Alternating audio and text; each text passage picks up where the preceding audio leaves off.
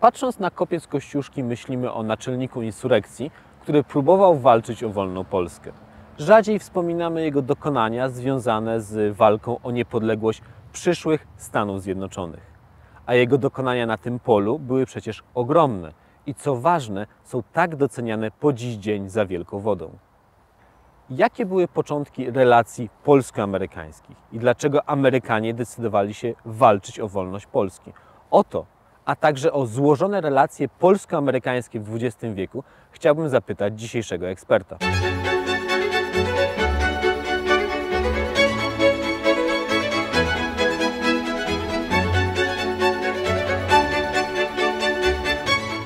Marcin Fatalski, doktor, adiunkt w Instytucie Nauk Politycznych i Stosunków Międzynarodowych Uniwersytetu Jagiellońskiego, członek Polskiego Towarzystwa Studiów Międzynarodowych, znawca historii stosunków międzynarodowych, dziejów Stanów Zjednoczonych, polityki zagranicznej i dyplomacji USA. W historii Ameryki szereg Polaków odcisnęło swoje piętno, zarówno w okresie walk, kolonii o niepodległość, jak i w późniejszych czasach.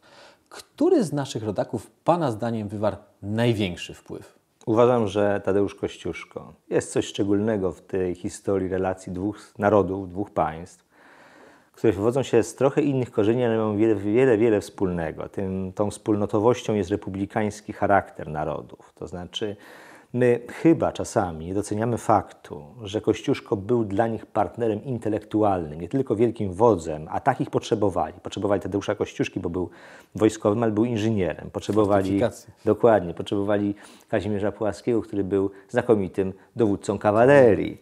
Piechurów nie trzeba było w armii kontynentalnej. Potrzebowali rzadkich umiejętności. Kazimierz Pułaski, Tadeusz Kościuszko te umiejętności reprezentowali, ale to, co wyróżnia Kościuszkę, to jest właśnie format intelektualny. Ja powiem w ten sposób, gdybyśmy dziś chcieli zaprosić z tamtej przeszłości kogoś, gdyby usiadł z nami i rozmawiał z nami na tym samym gruncie wartości, rzeczywistości ustrojowej, to byśmy mogli poprosić Benjamina Franklina i właśnie Tadeusza Kościuszkę. Niewiele osób by się ostało jako nasi rozmówcy, którzy podzielają te same wartości mimo upływu tak długiego czasu. To, że on był partnerem dla Thomasa Jeffersona, jednego z ojców założycieli, że korespondował z nim, że mogli wymieniać poglądy, jest najlepszą miarą tego, że był nie tylko jednym z bohaterów amerykańskiej wojny o niepodległość w sensie dowódcy wojskowego, doradcy wojskowego, ale był także człowiekiem, który miał z tamtą Ameryką wychodzącą na niepodległość, wybijającą się na niepodległość spod panowania angielskiego, wiele wspólnego. W tak trudnych czasach, kiedy Polska walczyła z bolszewikami o de facto naszą niepodległość, kiedy myśmy znowu wybijali się na niepodległość, część amerykańskich pilotów zdecydowała się wstąpić do Wojska Polskiego. Jaka była ich motywacja?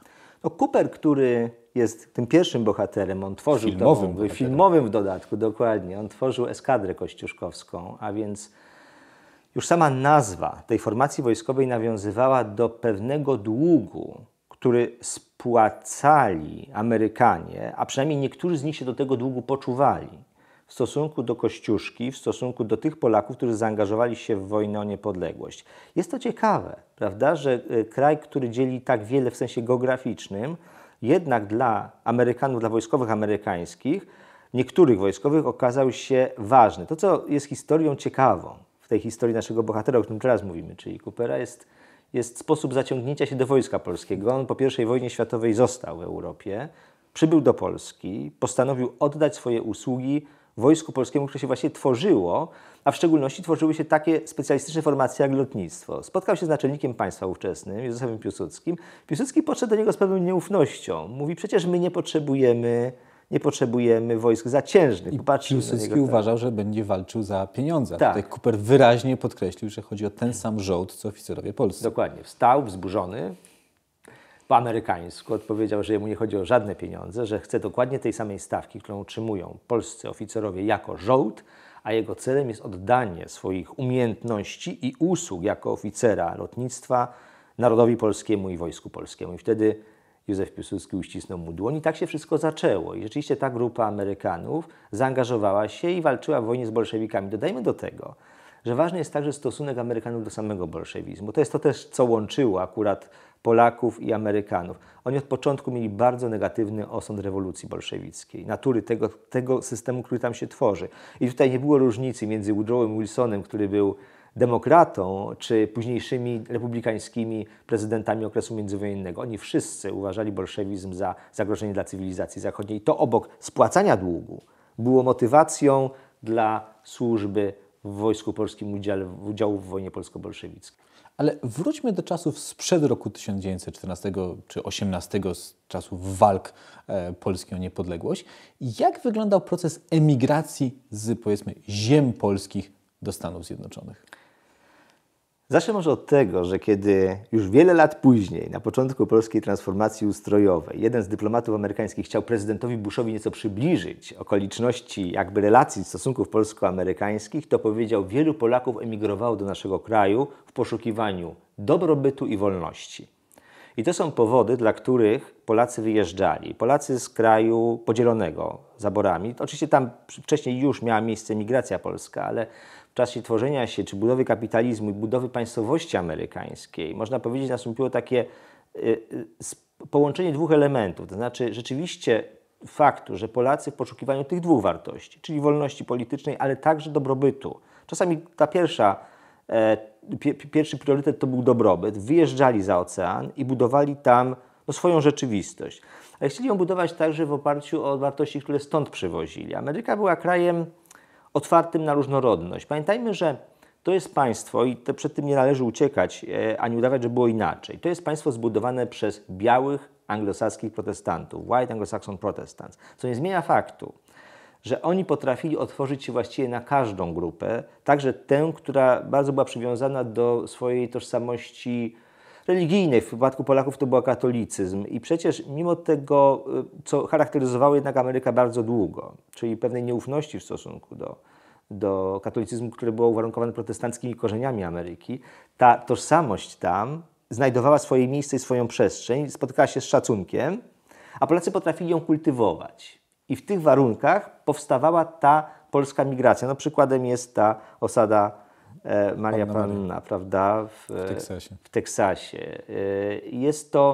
Jest to też tak, że wielu Polaków, którzy tam byli, tworzyli Polonię walczącą jakoś w jakiś sposób o interesy polskie. I to jest coś, o czym należy pamiętać. To znaczy oni się tej tożsamości nie wyrzekali, oni o niej nie zapominali. Oni kontynuowali te elementy, które przywozili ze sobą, właśnie związane z tym poczuciem tożsamości narodowej, religijnej, kulturowej.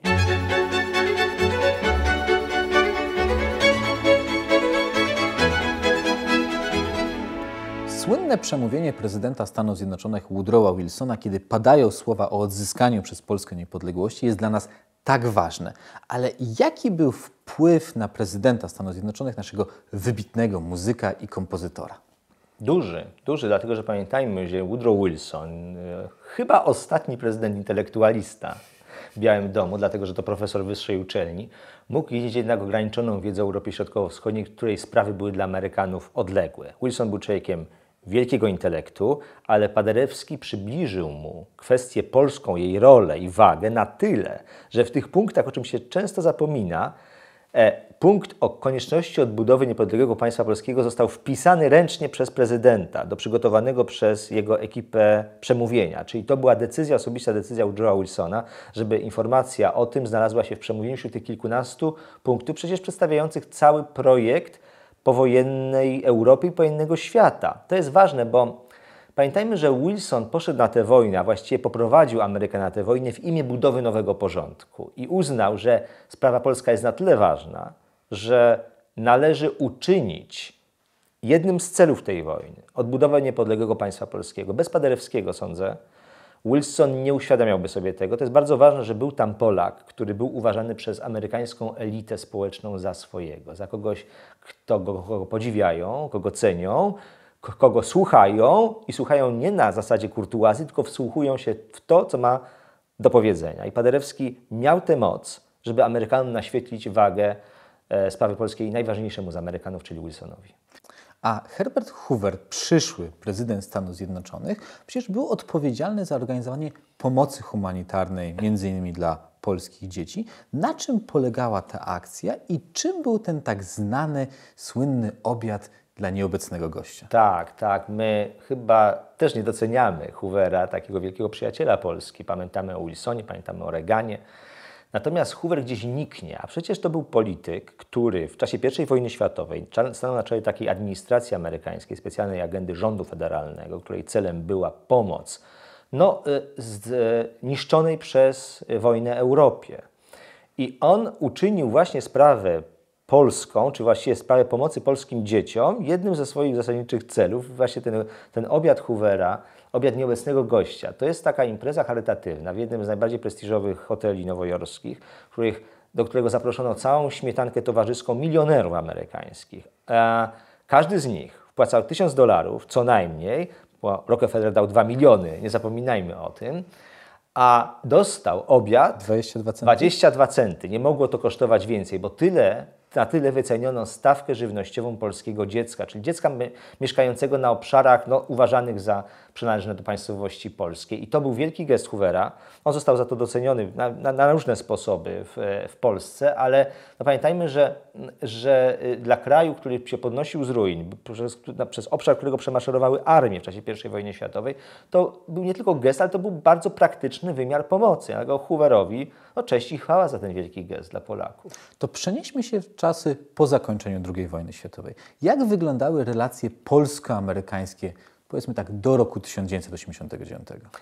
Sprawa jest trudna, dlatego że Polska oczywiście była elementem bloku wschodniego, ale kiedy tylko zaczęła ta polityka amerykańska ewoluować nieco, to znaczy dostrzeżono pewne pęknięcia w tym bloku, w dużej mierze za sprawą naszego wielkiego rodaka, czyli Zbigniewa Brzezińskiego, który uświadamiał amerykańską elitę polityczną o różnicach, które mają miejsce czy występują w bloku wschodnim. Co więcej, podkreślał, że z punktu widzenia Stanów Zjednoczonych eksplorowanie tego elementu takiej tożsamości narodowej, która jakby stawia opór komunizmowi jako pewnemu zjawisku ideologicznemu, jest kluczem do podważenia stabilności bloku wschodniego. I za tym poszło wielu prezydentów amerykańskich, w tym kierunku zmierzali. I to jest też tak, że oczywiście w okresie stanu wojennego Polska stała się dla Stanów Zjednoczonych symbolem walki z komunizmem. Pamiętajmy, to jest epoka reaganowska, to jest powrót Stanów Zjednoczonych do retoryki, walki,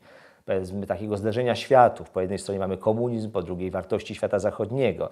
I Polska dobrze ilustrowała ten spór. No i stąd to poparcie Ronalda Reagana dla idei wybicia się Polski na niepodległość.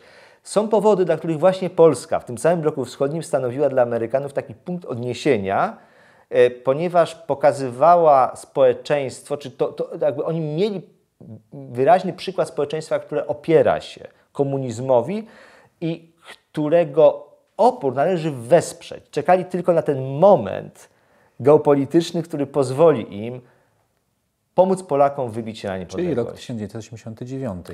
Jaka była tutaj rola Stanów Zjednoczonych? Ogromna. Powiedziałbym, że Amerykanie przywiązywali wielką wagę do tego, żeby ten proces odbywał się pokojowo, żeby ten proces nie zakończył się jakimś dramatycznym starciem między siłami ancien reżimu, starego porządku komunistycznego, a opozycją. Wielką rolę odegrał tutaj ambasador amerykański Davis, który zapraszał do swojej ambasady przedstawicieli różnych środowisk politycznych, także tych, których uważał za bardziej liberalnych przedstawicieli ekipy rządzącej wówczas, po to, żeby móc z nimi rozmawiać na temat drogi, którą Polska musi przejść. Ale myślę, że warto przywołać takie zdanie z tekstu jednego z dyplomatów amerykańskich, bo Davis poprosił o instrukcję w tym procesie wyłaniania i nowego Sejmu, i nowego rządu. Powstaje rząd Mazowieckiego i Davis mówi tak, właściwie osiągamy wszystkie swoje cele, proszę o dalsze instrukcje. I te instrukcje brzmią mniej więcej tak. Teraz pańskim zadaniem, panie ambasadorze, jest wspieranie polskiej drogi ku demokracji i dobrobytowi tak, by w każdym polskim garażu znajdował się Mercedes albo przynajmniej porównywalny samochód. I to jest w depeszy dyplomatycznej do Warszawy z Departamentu Stanu. To wsparcie nie tylko dla idei demokracji, praw człowieka, wolności, ale także dla dobrobytu. Ważne to jest, bo chodzi o dokumenty, które przecież były tajne wówczas, więc to nie są wielkie słowa skierowane do opinii publicznej. To są słowa skierowane do dyplomaty, który ma realizować takie cele.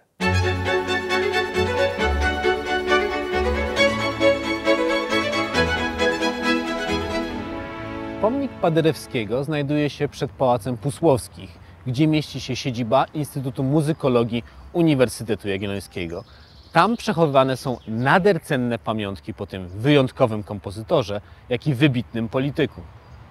Kościuszko i Puławski to postacie tak ważne dla historii zarówno Polski, jak i Stanów Zjednoczonych. Nie zapominajmy również o naszym wybitnym kompozytorze Paderewskim. Związki między krajami to nie tylko wsparcie zbrojne w sytuacjach kryzysowych, ale tak ważne i symboliczne gesty, jak choćby przytoczony obiad nieobecnego gościa.